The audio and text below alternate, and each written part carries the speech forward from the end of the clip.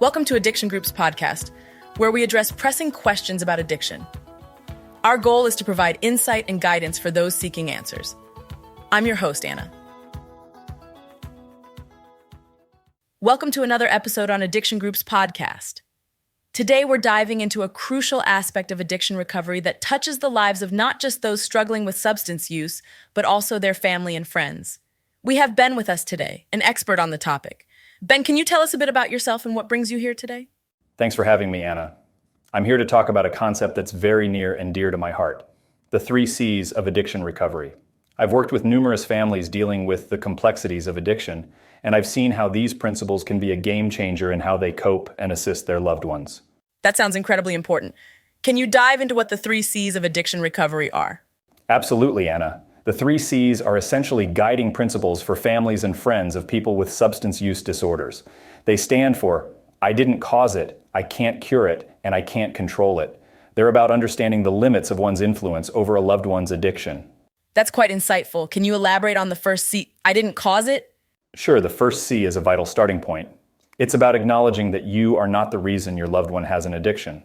It's common for family members to feel guilty, but addiction is complex and is more about biological, psychological, and social experiences than anything one person does. That must be a weight off some people's shoulders. What about the second C, I can't cure it? I can't cure it is a reminder that addiction is a chronic disease.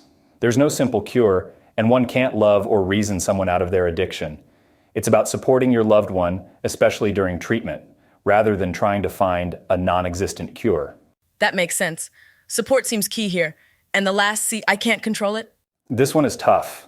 It means accepting that you can't dictate how your loved one deals with their addiction. They need to make the decision to seek help on their own. That doesn't mean you can't encourage them or set boundaries. It just means the ultimate control isn't yours. I can imagine how hard that must be. So what's the overall purpose of embracing the 3 C's?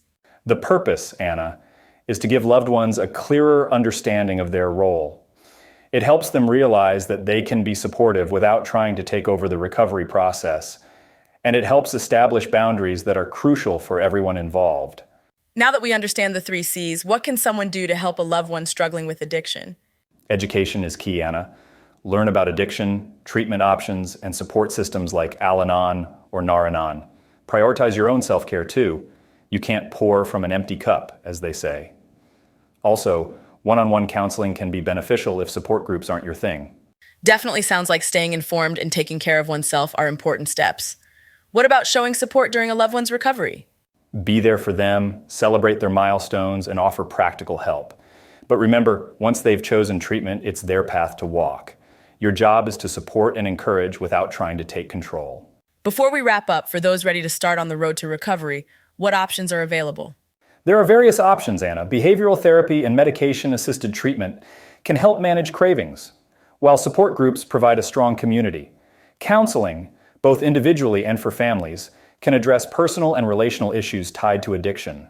Thanks so much for sharing your wisdom with us today, Ben. It's clear that the 3 C's can be a beacon of hope and clarity for so many out there. It's been my pleasure, Anna. Helping others understand these principles can make all the difference in recovery journeys. Remember, you're not alone in this. And on that note, we'll bring this episode to a close. Thank you to our listeners for tuning in, and a special thanks to Ben for joining us on Addiction Group's podcast. Stay strong and take care of each other. Thank you for tuning into Addiction Group's podcast. We hope our discussions bring clarity to your queries about addiction. Remember, we're here to support and guide you. Until next time, stay informed and stay strong.